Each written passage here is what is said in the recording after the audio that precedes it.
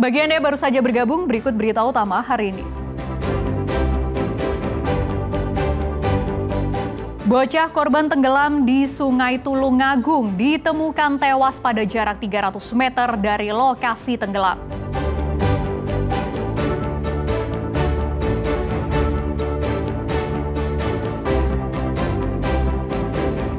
Hilang kontak 10 hari dengan ayahnya. Mahasiswi asal Aceh mengaku tak fokus mengikuti ujian.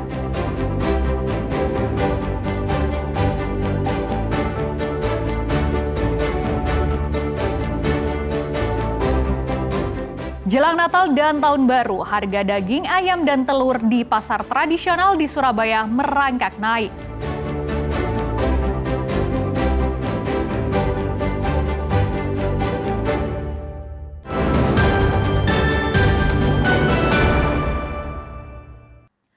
Saat teman-temannya fokus menghadapi ujian, Naila Firzatullah Azmi, seorang mahasiswi ITS Surabaya, hanya bisa menangis dalam hati. Ayahnya terjebak banjir di Biren, Aceh, dan sempat hilang kontak selama 10 hari.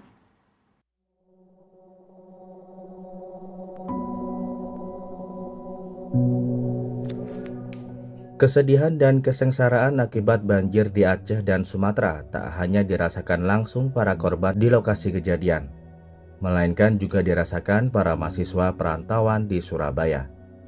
Salah satunya adalah Naila Firzatullah Azmi, mahasiswi Institut Teknologi 10 November ITS Surabaya. Gadis semester 3 itu tak bisa menyembunyikan kesedihannya. Meski fisiknya sedang berusaha menyelesaikan studi, namun hatinya sedang mencemaskan ayahnya yang menjadi korban banjir di Aceh. Sempat hilang kontak 10 hari dengan ayahnya, Naila sempat lega karena ayahnya memberi kabar selamat dari banjir di Biren, Aceh melalui chat di WhatsApp. Namun kini hatinya kembali cemas sebab ia kembali hilang kontak dengan ayahnya yang berprofesi sebagai petani. Naila yang sedang menjalani minggu-minggu ujian mengaku tak fokus mengerjakan soal karena teringat keluarganya yang menjadi korban banjir di Aceh. Ayah saya itu karena saya sedang ujian saat itu, lalu saya hubungi sudah tidak bisa. Sedangkan di hari sebelumnya itu sekitar 1 minggu atau 2 minggu sebelumnya itu memang saya sering menelpon ayah saya dan menanyakan kabar.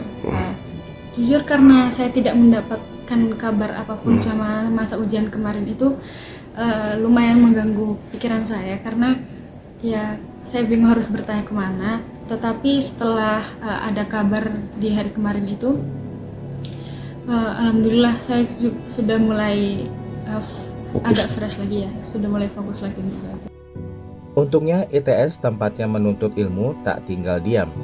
Para mahasiswa yang keluarganya terkena dampak banjir diberi fasilitas khusus, mulai dari pendampingan psikologi hingga dibebaskan dari biaya kuliah atau UKT. Dari Surabaya, Ari Purwanto dan Sri Rama melaporkan.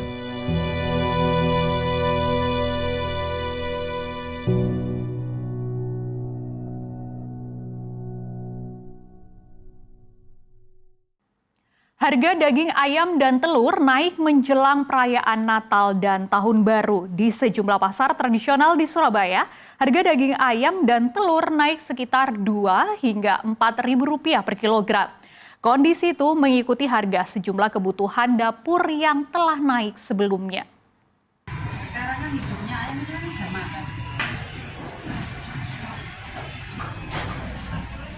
Salah satunya terjadi di pasar tradisional Wonokromo. Saat ini harga daging ayam mencapai Rp39.000, naik dari harga sebelumnya Rp35.000 per kilogram. Kenaikan harga daging ayam ini sudah terjadi sejak seminggu lalu. Pedagang mengaku setiap menjelang Natal dan Tahun Baru, harga daging ayam selalu mengalami kenaikan sehingga banyak dikeluhkan pembeli. Dari harga berapa ke berapa Bu kenaikannya? 35 ke 39. Ke 39 ya. Sudah berapa lama Bu kenaikan? 1 minggu. 1 minggu ya. Itu faktornya kenapa sih Bu kenaikan? Mungkin dari hidupnya juga bisa, terus menjelang Tahun Baru Natal ini ya kayaknya. Ada yang komplain kembali. Sudah biasa itu. Cuma ya tadi ada. Kenaikan harga daging ayam ini juga diikuti oleh naiknya harga telur ayam sejak 3 hari lalu. Saat ini telur ayam harganya Rp30.000 per kilogram, naik Rp2.000 dari harga sebelumnya, Rp28.000. Kenaikan harga telur ayam ini diakui pedagang sudah terjadi sejak 3 hari terakhir. Telur ayam katanya naik, Bu. Telur ayam naik dari berapa? harga 28 sekarang naik jadi harga 30.000 per kilo. Faktornya kenapa, Bu? Naik. Faktornya kurang tahu ya, tapi ayam-ayam juga naik. Stoknya ada Tapi memang naik 2.000 langsung.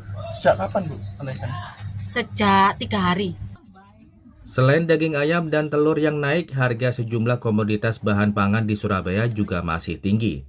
Cabai rawit misalnya masih berada di harga Rp80.000 per kilogram. Diikuti harga cabai merah besar yang naik dari harga Rp45.000 per kilo menjadi Rp55.000 per kilogram. Sedangkan cabai kering yang biasa dijadikan alternatif, harga per kilonya saat ini Rp70.000. Harga ini biasanya masih bisa naik dengan semakin dekatnya momen Natal dan Tahun Baru. Pedagang dan pembeli berharap pemerintah bisa mengendalikan harga kebutuhan di pasar agar tidak semakin menjadi beban masyarakat. Wahyu Pratama dan Sri Rama melaporkan dari Surabaya.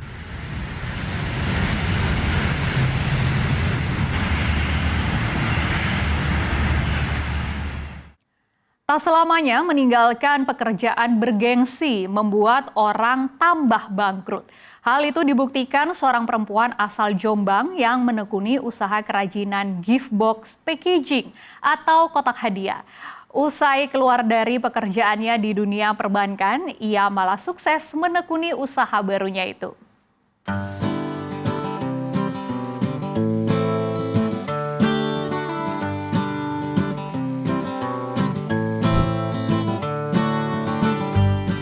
Berada di desa Sambong Dukuh, Kecamatan Jombang Kota, Kabupaten Jombang, usaha gift box packaging atau kotak hadiah ini digeluti Riza Nur Afifah sejak 14 tahun lalu.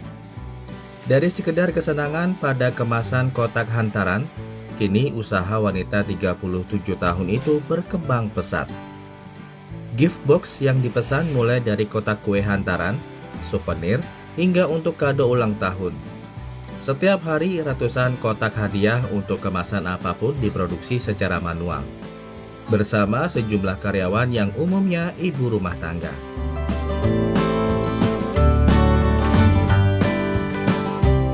Meski nampak sederhana, gift box packaging yang terbuat dari kertas karton itu menjadi cantik di tangan yang terampil, sehingga banyak pelanggan terus membelinya.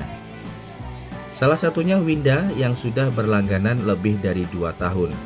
Selain kualitasnya premium, harga kerajinan tangan ini relatif ramah di kantong. Memang sudah langganan di sini? Ya. Berapa lama langganan di sini? Lama mbak, 2 tahun. Ya, 3 tahun, 2-3 tahunan lah. Untuk kualitasnya sendiri bagaimana? Kualitasnya bagus, premium lah kalau untuk kue. Usaha kreatif ini bermula saat Riza berhenti dari sebuah kantor perbankan tempatnya awal meniti karir. Awalnya ia hanya membuat box sederhana, namun seiring berjalannya waktu, berbagai jenis gift box mulai diproduksi. Dari hasil keuletannya ini mampu memasarkan hasil usahanya di seluruh Nusantara. Bahkan permintaan pesanan juga datang dari luar negeri. Salah satunya negeri tirai bambu Cina. Berkat usahanya itu, cuan ratusan juta rupiah bisa dikantonginya. Ya itu saya dulu kan pegawai bank, terus resign, terus saya mencoba ini untuk membuat packaging ini. Awalnya ya model biasa, terus sesuai karena permintaan kan akhirnya model itu berubah. Biasanya kita mendukung UMKM Jombang juga untuk produk-produk yang masih lokal itu kita branding biar bisa naik level UMKM. Kita pemasaran lebih banyak di luar kota. Mana saja? Kita ke Kalimantan, Banyuwangi, Surabaya terutama itu, sama Pasuruan.